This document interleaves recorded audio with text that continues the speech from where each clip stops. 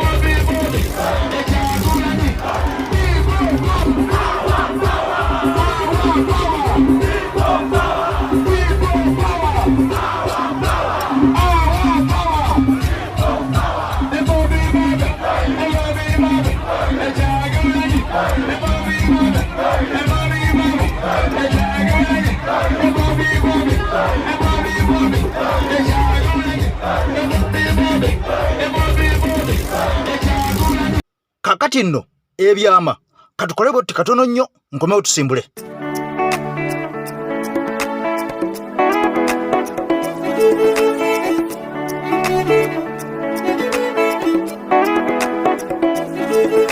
Babera abantu banjawulo abagwanira okuyitibwa abamwoyo gw'eggwanga. Kyokola banti ne waabazaaye era tumujjukira.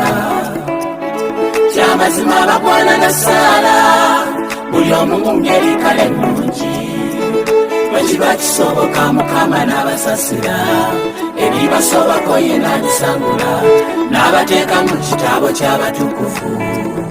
Kubanga bakozomba mwoyo gwa ggwanga. Abeera n'abato n'abaweerera emirimu n'abatendeka ensi eno n'erema obbalya n'abatalina taata ne batajulira era ng'ono bamwoyo gwa ggwanga. Ne wetaba amajjako era n'agayingira ku lw'eggwanga. Bas kakati na bino byaliwo ku mulembe gwa Fred Enanga eyali omwogezi wa poliisi eyavaako kati naye nga binajjukirwanga. Katubiwulire katono nnyo tusimbule mukwano gwange ampuliriza. Enanga akomye tolimbanga mpulira tukyanoonyereza byanoonyeza tabiza tobuuliriza n'omugamba ti gwe olinda Yesu kudde olyoka otuleetera lipoota ezo tewali yadde ejja. Mpulira kaakati kitegeeza nti ate abalijja mu buyinza be balizisoma be bali babaziresewo nga tebazokeza. It seems Enanga has failed. Alemereddwa. He has failed the country completely. Mwagala omusajja oyo mugezi looya naye alimba akirako ejjembe diba wali mu nsonda nti nva sese.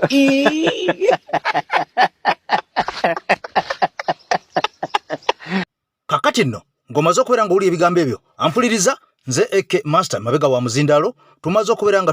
tutolontoke mu nsonga zino tufundikire nga tuzivunuka. Nkugambye nti President Kyagulanyi Ssentamu Mitembo amaze okubeera nga amenya likodi entungamo. Kibadde tekibangawo mu bitundu bya Ankole omuntu yenna okubeera nga agenzeeyo n'akuŋŋaanya abantu oba oliawo abasinga ba Mwami Museveni ng'ate era n'ebiseera ebisinga Mwami Museveni abantu ababe asomba basombe. Kakati nno ngenda kulagako katono nnyo ku nnamungi w'omuntu abaddeyo. Tuliye ne speech eya President Kyagulanyi Ssentamu Mitembo gy'awadde abantu b'entungamo. Jjukira nti ono alaze bakoddomi be n'alaga taata we azaala mukyala we Babi Kyagulanyi eri mu maaso g'abantu. Njagala okimanye nti Mwami Kyagulanyi yawasa ntungamo mu district eno yennyini gy'abaddemu. Kakati eno abadde ku Busezaala kyokka mu nsonga y'emu Diini Lubowa Saava ampuliriza ebigambo byongera okumwononekera buli lunaku olukya ono ebigambo byazze ng'ayogera n'abikomya mu kkubo. Kakati bimaze okubeera nga bimuzaalira ebitukula era bwino amaze okubeera ng'ayiika ku mmeeza. Njagala ojjukire nti ono yamala dde okwawabirwa mu kkooti era ng'alinayo omusango gwagenda okubeera ng'awera ennemba nagwo essaawa yonna ogw'okwogera ku Loopu Joel Ssenyonyi akalebule mbu yalya ssente empitirivu obuwumbi n'obuwumbi. Kyokka nga mu mbeera yemu ampuliriza olunaku olwaleero gwe ali ku EKTV ntambula n'omulongo waswa omuluutansozi. Ono omusajja akuwa ekyogo, omusajja akumira ekyoto era ennamba gy'olaba esembyayo 910 yeya mulongo waswa omuluutansozi. Ampuliriza nga embeera kutabukidde omugezeeko embeera ejja kubeera nga etira. Kati njagala nsooke nkutwale mu bigambo bino ebya President Kyagulanyi Ssentamu Mitembo. Ono mukwano gwange abadde ntunga mu lunaku olwaleero nkulaga likodi ey'abantu bakuŋŋanyiza 10,000 ekitabangawo ku muntu yenna ayali azze ng'akuba kampeyini ng'azze mu bitundu ebyo nga si mwami Museveni kyokka nga mu ngeri y'emu Honorable Joel Ssenyonyi ebigambo bimaze okubeera nga bivaayo abadde bamwogerera mbu yali ensimbi n'awuutanya omusimbi gw'omusolo kakati nno abasajja bamaze okubeera nga bazuula bwino bano bonna basamwasama n'ebigambo bino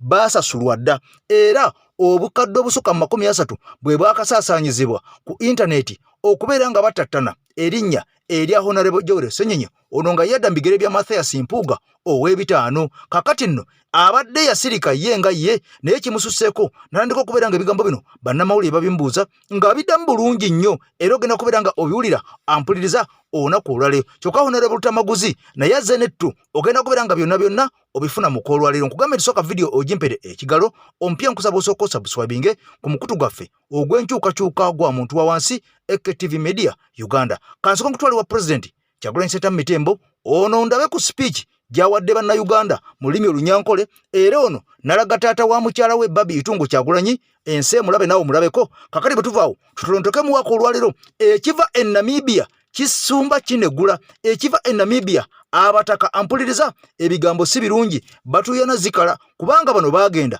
okulaba Ssaabasajja ne batamulaba kakati ate beboogera tebikwatagana ku byetwala bye byaliyo abasajja bano ani abasasula abasajja bano ani abatuma kamutwali wa President Kyagulanyi Ssentamu Mitembo tuveeyo mulundi gumu tulondoke mu nsonga yaffe ey'olwaleero endala ddala nyabo niyenda kusima Ruhanga erinzoba n'eryenjawulo omuli ku mwanya tuine omuntu w'enjawulo muzeeyi wanje taata wa Babbi Dr. Kagaju Jasur Gashom muzeeyi webale munonga kwija webale munonga kubanikwe nimwenda kumuleba wakati muzeeyi nshaba ejaha bakurebe ukati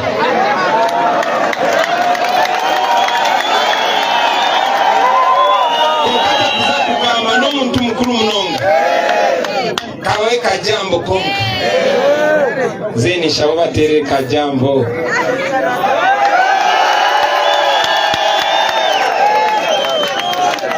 webale munonga muzeeyi baramusewo n'ekigambo kimwe kyonka abantu nga mumulira muta webale kwija nagira mushaija ogu muka wanyu murambu wanyu murebe kirakurateho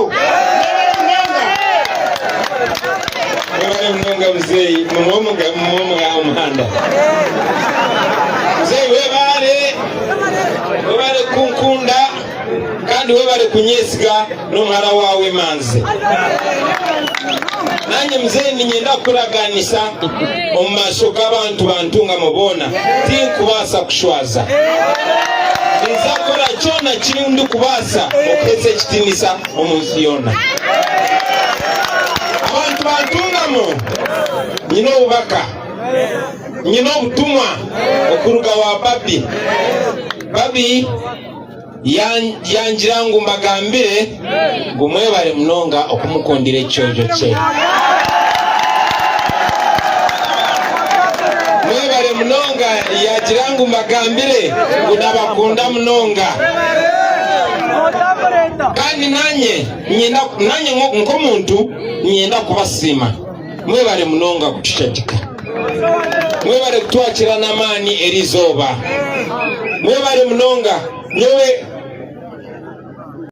kakati mukwano gwange atambula naffe ebigambo bya President Kyagulanyi Ssentamu Mitembo omaze okubeera nga obifuna era ng'obiwulira era ng'obitegedde kakwa mu mbeera y'emu nga bwe nkunyonyodde nti Honorable Joel Ssenyonyi abasajja abakola blackmail oba aboogera pokopoko oba propagandist aba NRM babadde bamaze akaseera nga boogera ebigambo nga bagamba mbu ono yabbe omusimbi njagala ojjukire nti abantu bano baafuna ssente okuva mu gavumenti babeere nga batattana amannya g'abantu abo oba oliawo abakolera bannayuganda abakolera abantu ba bulijjo kakati omusajja Dean Lubawasava ye yakulembera ekintu kino okubeera nga akitembeeta naye mukwano wange nga bw'okimanyi nti National Unity Platform tuli banywevu nnyo ku gurawundi naddala mu nsonga zino eza intaneti tewali atusobola ne baba afa atya ne bayisa batya ensi ensimbi kakati nno bwina amaze okubeera nga avaayo nti ono talyangako ku ssente yadde n'akamu n'akatono era bino byonna byalina okubeera nga bibaawo kubanga baali balina okubeera nga batatana erinnya lye kubanga baali baagalamu mpuuga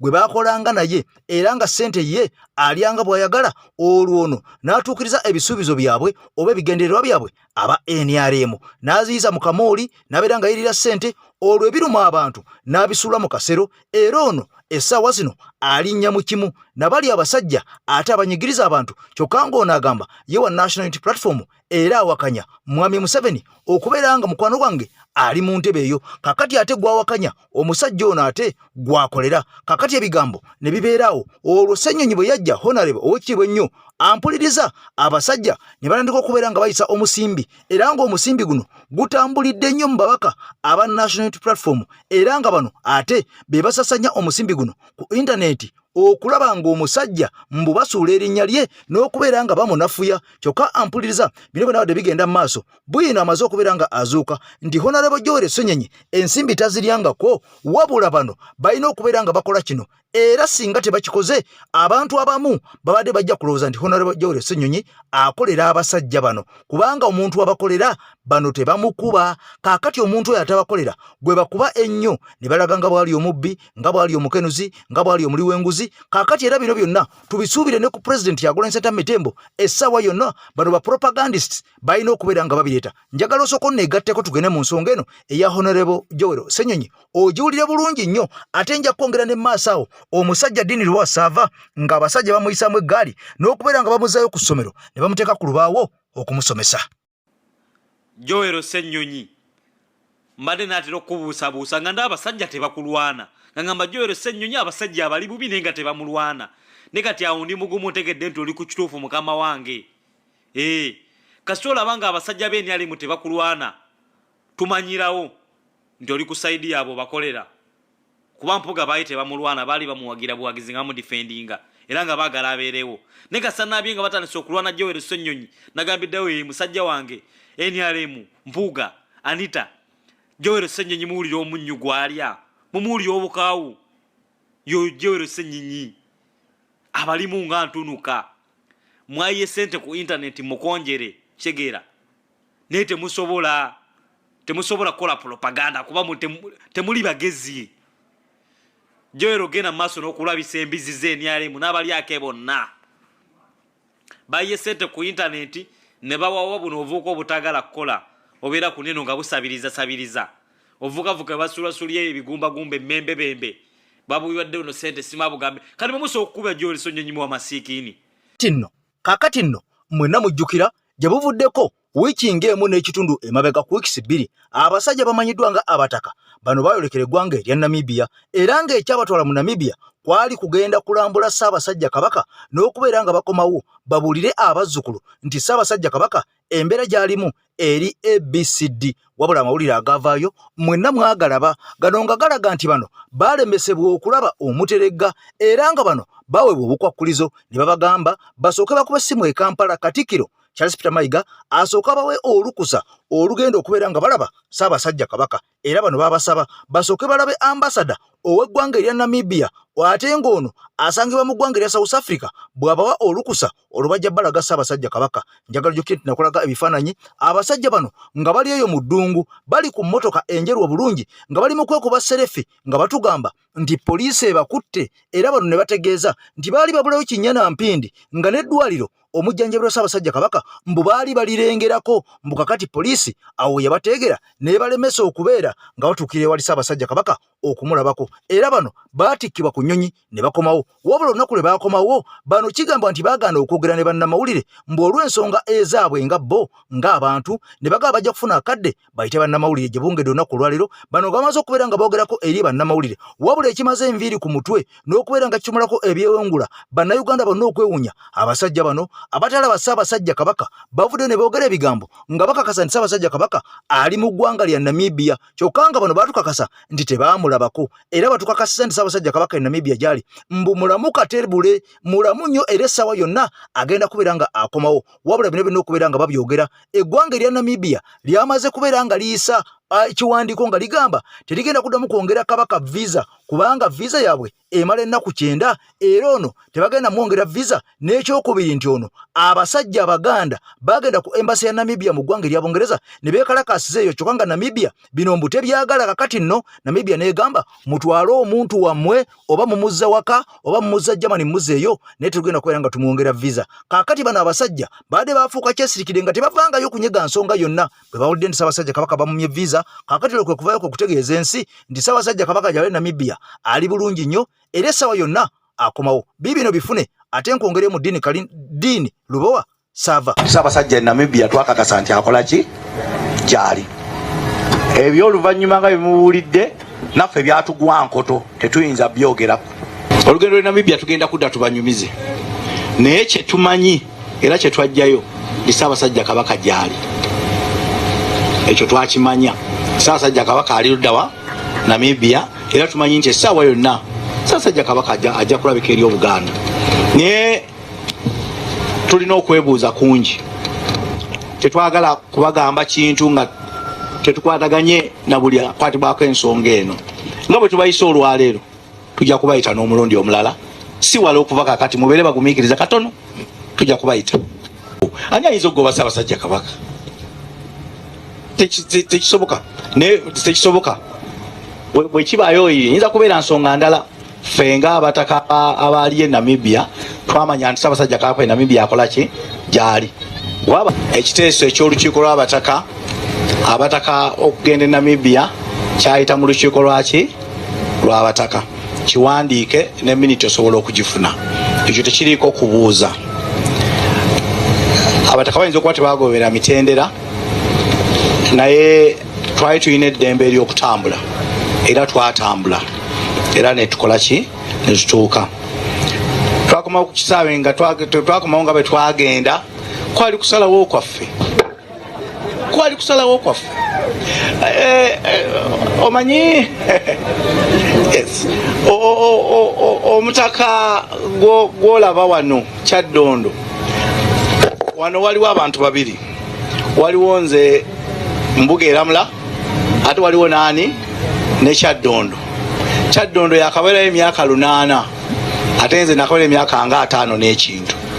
naye ate Kyaddondo awuliziganya n'Embuga Eramula oyinza okulaba nga kyenkoze kyabukana ne kyolowooza ne kyewandibadde ogamba naye ate ffe mu ntambula yaffe nga abataka bajjajja ate tulungamizibwa mu amaanyi ge mutalina olwo kyembaŋŋaanya okukola kati simbasiganye kikulanga nze naye mba nnungamiziddwa kakati nno abo be Baganda pure bennyininyini abataka abagenda okulambula Ssaabasajja Kabaka ng'ebyafuutuka e Namibia bano nga bakyali mu ggwanga erya Namibia birala nnyo ku bino ate bye boogera essaawa zino ampuliriza era nga tebiina wadde kakwate n'akamu ku byava e Namibia nga bakyaliyo ne ku bye bavaamu kati nga bavudde e Namibia era tebikwataganya ddala yadde n'akamu n'akatono ku ebyo bye baatugamba luli ku ssimu ne bye batugamba kaakati nga tubeegesa amaaso kaakati abo be Baganda era abasajja bano ampuliriza ffe twabagamba nti bano guruupu bonna y'emu naye beeyawulamu bweyawuze kubeera nga batuzannya koodiina oba kannemu kannabbiri politics owa teppo kaakati mukwano gwange ampuliriza nga bwe nkunyonyodde nti omusajja ono eyavaayo n'ayogera samwasamwa ku musajja amayitwa nga Honorable Joel Ssenyonyi ng'agamba nti ono yali ssente ng'akyali mu kakiiko akakosase nga tannafuuka leader of opposition kaakati ebigambo bimaze okubeera nga bimuddugalira era bwino bamaze okubeera nga abasajja bamugjayo nti omusajja ono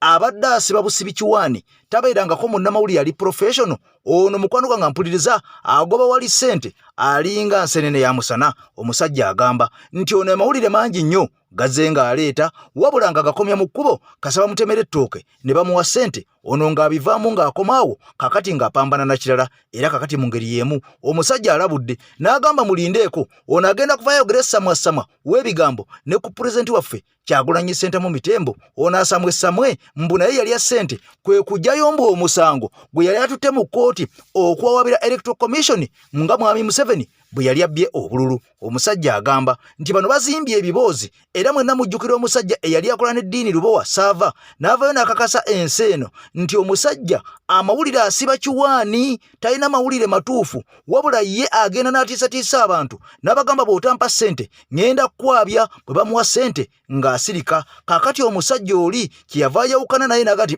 nze ndi professional journalist, sisobola kukola naawe gwakola ebintu bino ebyajjangu onkwekule ng'obala kimu nsimbi, nze ndi mwoyo gwa ggwanga. Kati ebigambo bibino ampuliriza si byange ku mukutu gwange, wabula bya muntu ono ababyogedde. Ne bano ba Ddiini Lubowa Ssaava aboogezi era mu journalism atapinga obulungu bwa viewers n'abaguze ekintu ekifu amanyiwo okuyita akala amaaso namuwulidde agamba ate naawe Robert Kyagulanyi Ssentamu ojja tuwulira ku by'omusango gwe wajjayo mwamiting Manhattan basuulamu amanya mwamiting New York Manhattan ne baba billion nasulawo kifiga kati because byayogera bicoordinating engeri gye biflowing omuntu nakutuka omutima ondigolaga yes kati kankubulira example naleko omuntu aganti bannange no struggle mugiveeko buli muntu ali wajiri ambuli gamba bambi kati omuntu baba mazo omu blackmailing abantu abasinga resistance yaffe ku information eyawukana ogenda kusanga abantu batono nnyo asobola okutulanga bamuwadde ekintu bwati n'akitunuulira n'alaba mwana n'agamba kino kifu oba kitegeera batono kati audience gye basavinga ye abantu abalina ebizibu abali frustrated abali angry abali hungry abatalina budde bwa kulowooza nga omuwadde information wagenda okubanga agitwala oba kitegeera be bantu abana Uganda era sikirawo n'obusungu bwe najja mu comment section naga Ssenyonyi oli mu kiru n'agamba oda nabe kifaananyi kyammwe nga bakiteeka n'ebizonto kubanga oli yakola information baina classes mwe bagenda information girete bwoti kala amaaso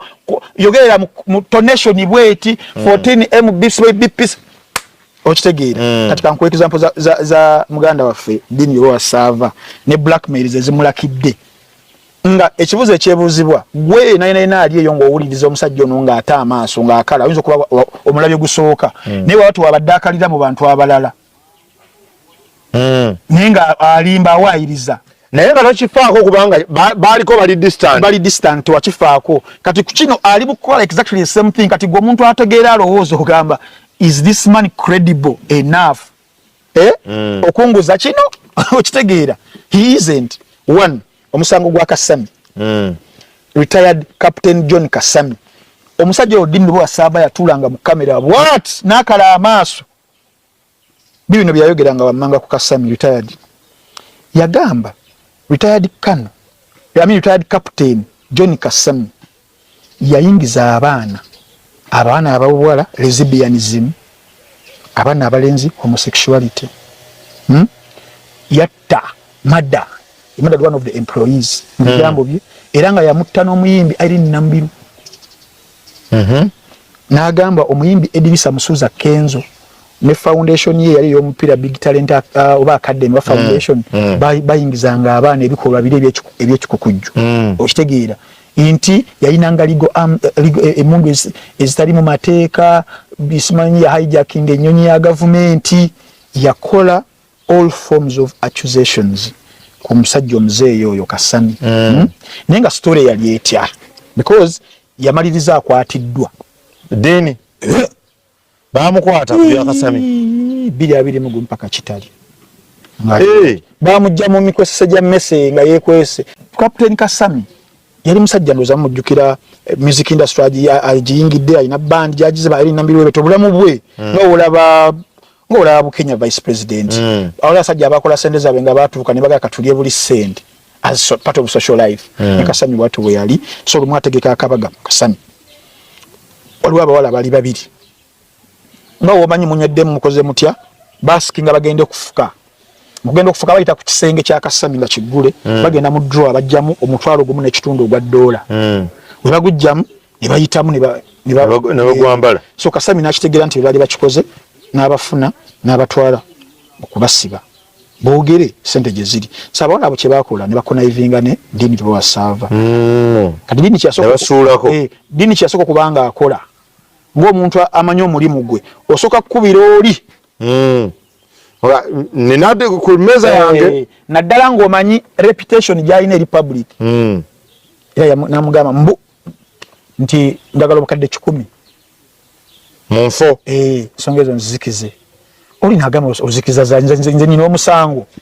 bali bebanzi byatenza abakuwa 10 twala twaliza muri nawe muzeyi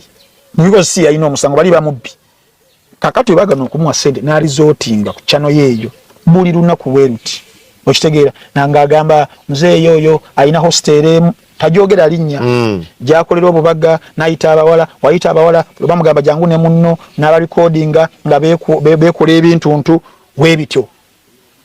nakiguza public bagenda okumukwata ne yamutwala byonna ne byali osagala kubanga mbigendamu because simanyi na kuponyo omusango guli closed obo kitegeera engeri gye yava eri mysterious nenjagala ddeyo omubuuze adde atubuulire atuwe ku bujulizi bw'ebintu byali ayogera with the proof because okwogera lero ku macha mbadde kyanjaawo n'akabwa kange nengenda mu supermarket wengulaawo nga ku prime nenkwata akabwa kange tugenda mu shelves ebyaddala kyembadde sisuubira ate kyensanzeeyo nsanze talk is still cheap okwogera nga kukyali cheap so talk is cheap. Yes, you can talk and talk and talk. It is the cheapest thing. It is the cheapest thing yes to have okugula. Anyone can talk but collaborating your statement single letter evidence n'amazima ebali obuki obuzibu kesi ya Kasami ne sawa zino gwe mubuuza ajja tubulire ku channel yeyo yali ayogera obasobola okuddamu n'abyogera addem I dare him Eddie Kenzo namuwairiza binaddem ali namubiru namuwairiza nti basadaka addem Captain Kasami namuwairiza binana byamu addem okitegeera okubiri yali balamba Rugahara namugamba nti atwala isomero ettaka Namasagali Girls School ettaka eryo gye bakuma fena twalabayo addem mo wamawulire munna yanoonyereza twagala kumubuuza byakomawa akole ki addem tuba tuli awo Zedriga yafuna billion yemu agenda akolere mu 7 where is the evidence okitegeera ngenda kusuula Nuupu era egenda kusigaza ababaka yagaba soko dekero gakatona Zedriga ambu yafuna akawumbi era yabyogera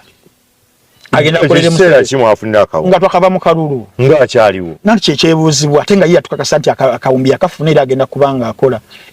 Nuupu egenda luzinga ababaka 50 nga lumu June esaba zino balaba bundi bujjo balaba ruddawa Nuupu ekyali yamanyi giyagamba okuteeka wansi kakati nno nakugamba tujja kuŋŋanyanga bwino tubeerenga tumukuwa ow'abantu ab'enjawulo ku buli nsonga zonna obeerenga omutegeera oba oliawo naawe osobole okubeera nga omwongereyo wabula vidiyo gimpera ekigalo ampuliriza essaawa yonna ngenda kubeera nga nkuwa akatambi akalla omubaka amanyiddwa nga Honorable Goretti Namugga ono ng'abadde muntu nnyo owa National Unity Platform era buli waabeera ono alaga nti ayagala nnyo President Kyagulanyi Ssentamu Tembo ampuliriza waliwo amawulire agamaze okubeera nga gafuluma nga galaga nti ate ono naye abadde atulira munda mu ddiba nga musege nti era ono yeerimbise bwerimbisi mu ddiba lya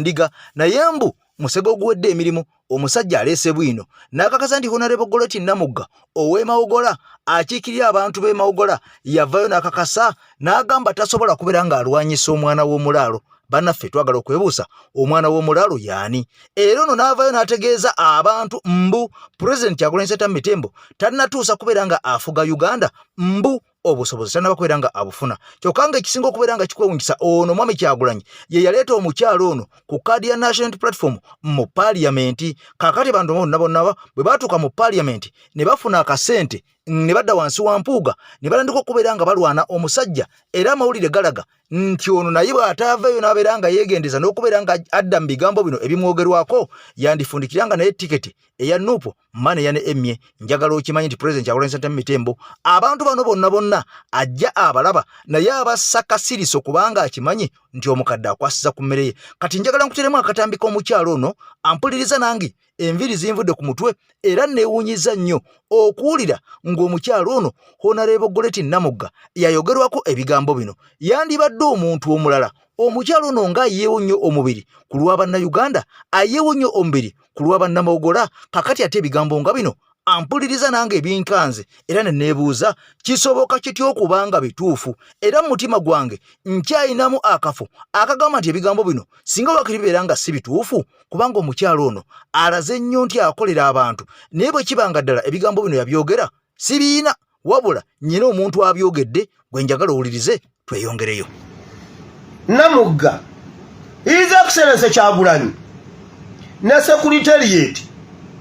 mumanye emisota gye mwina mu Nuupu bannanga akakazi kannamugga mukalabira awo bwe kafaanana n'omutima bwe gufaanana oba kalumbi oba kaki bali eyo kye bakola His Excellency Kyagulanyi ne Nuupu bali mu Masaka kye beekola mu Masaka wabulako kagamba mbu His Excellency yakamatira ebyo ebya Nagundi ono ow'empigi kali eyo kagambye abantu nze sisobola kulwanyisa mwana wa mulaalo n'ekyokusooka ffe tetunaba kutuuka ne Kyagulanyi tasobola ggwanga lino kasita ye yakuleeta mu palamenti maama emirundi mingi natwala ensonga ze Europe eza Sserunjogi naziteeka ku kitebe awo emirundi n'emirundi nga bambuuza evidence ne mbagamba evidence gye nnyina yiyo bannange ne bagikubamu ebituli naye olunaku lwakyanga president ne secretary general balina okudduka okugenda e Europe nga Europe ye yabizaamu 3 4 5 6 7 8 nabibaleetera obudde bukyali ate sigumusa ebiri ngamba w'amawulire naye ng'obujulizi bagamba tebumatiza anti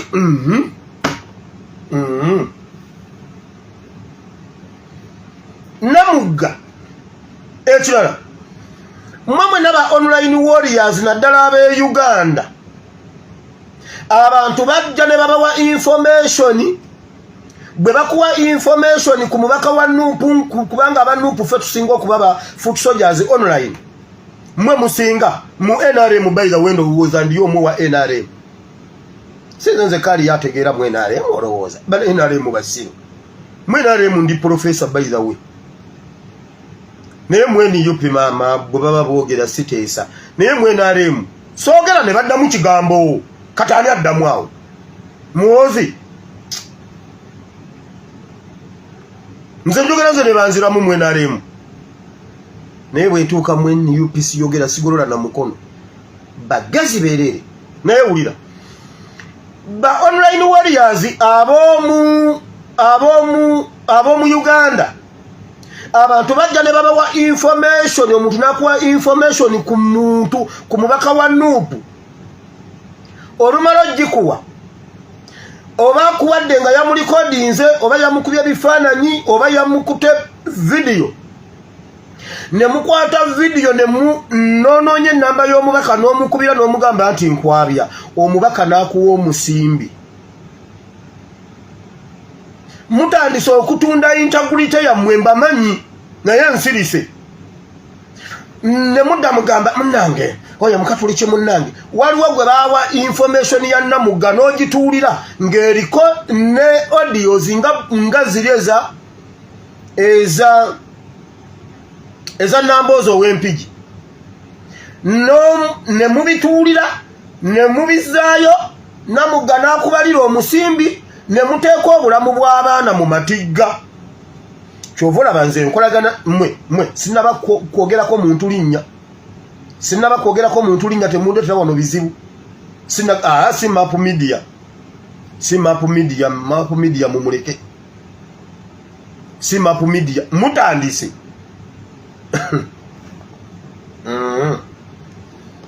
era ngenda bawaabira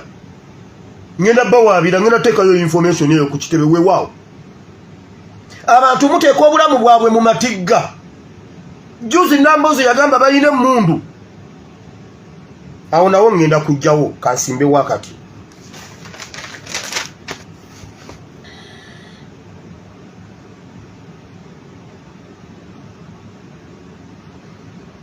bannayuganda temukkiriza kubabala ano nagamba Julius Katongole baneze nakoowa entalo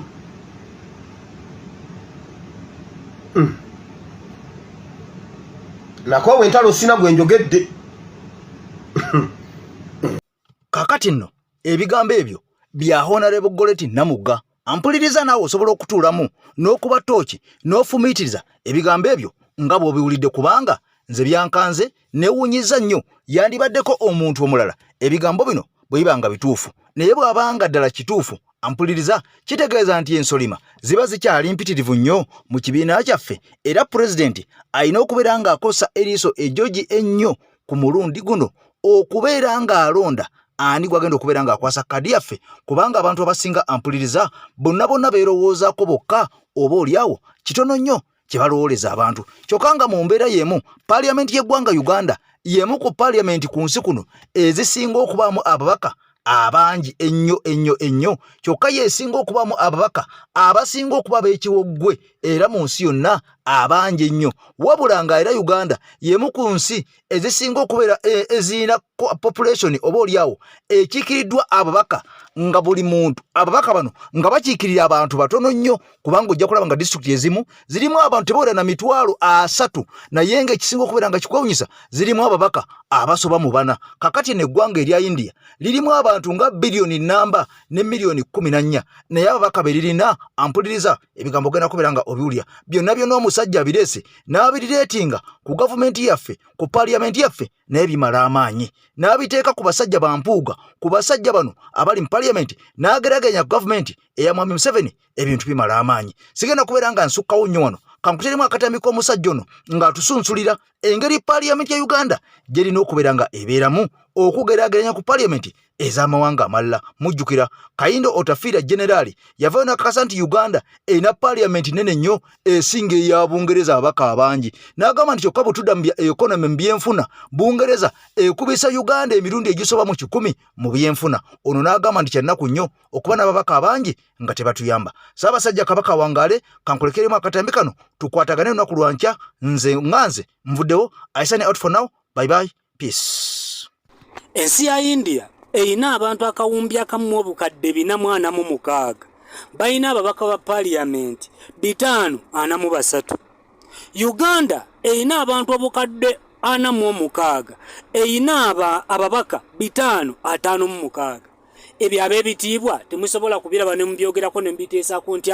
tususse okudiibuuda ensimbi y'omusolo tubadde twagala ababaka ba paaliyamenti basobole okubeera nga basalibwako. Okitegeera Gindi yensi ekwata ekyomusanvu mu nsi yonna eyina ababaka batono nnyo ku ba Uganda ng'era enjawulo ku babaka ba India beerina ye ekwata ekyomusanvu mu bunene mu nsi yonna tugisinga ababaka 13 kyokka nga India obunene bwayo etukubisaamu era emirundi 13.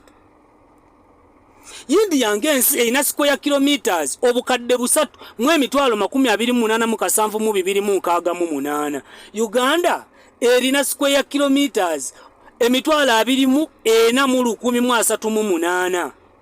Ekitegeeza India emu ebeeramu bu Uganda 13. Bu Uganda bumeka 13. Era nga abantu akawumbi akamu mu bukadde 446 nga bakikirirwa ababaka 543 buli abantu ba India obukadde 2,666,229 bakikirirwa omubaka omu. Kyokka nga yo Uganda abantu baayo obukadde 46 nga bayina ababaka 556 buli abantu emitwalo 8 abantu emitwalo 8,273 ne bakikirirwa omubaka omu. Bw'otunulira India bwefaanana naffe bwe tufaanana wallahi ffe tuli bubi. Kiriza yagalagaana naye ab'ebitiibwa ebyo temusobola kubyogerako. Imagine abantu emitwalo 8,273 nga babeera bakikirirwa omubaka omu nga tuyina ebiguudo ebifaananako bwe bityo nga tuyina amalwaliro temuli ddagala nga paaliyamenti yesinga kumpi okusasulwa ssente ezisinga okubeera ennyingi. Kyokka eggwanga litukubisaamu emirundi 13 okufuna Uganda. Bu Uganda 13 eggwanga litukubisaamu bu Uganda 13.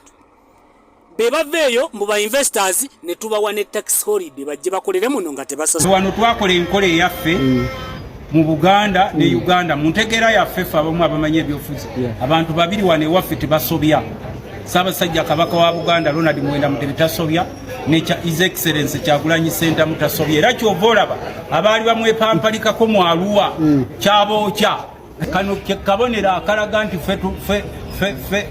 fe abeetaaga enkyukakyuka. Ebigambo bino bituuka eri omuntu yenna ng'ebizibu byakukwatira mu manvu ng'ogezezzaako buli wamu okubyetakkuluzaako wabula n'okootakoota mu gaabwanda. Omulongo wa Swanga mu Luutansozi akusabye okkalire kubanga Zzebulembe okukunaazaako amaziga ng'oyota ku byoto bye kafuumuula bibamba. Gwe wenna ng'ogobye ku mpapula ezifuluma eggwanga nga byagaana. Koba ebweru wa Uganda ng'obutuuze bugaanye, amaka gakulemye, emirimu gitabuse bizinensi ekunyiye. Omulongo wa Swai mutuufu okukuwonya embeera ya mbulabutuulo ng'agenda kukumira ku byoto. Kuba ku ssimu nooti 752228 nooti 910 awo mube butoola n'omu Luutansozi olwo yalambulula ebikutte entimba n'emigadde wanaakuwunzikira nga weeyagala ng'ebiiri gye ebitannaba kugwa kyankooto.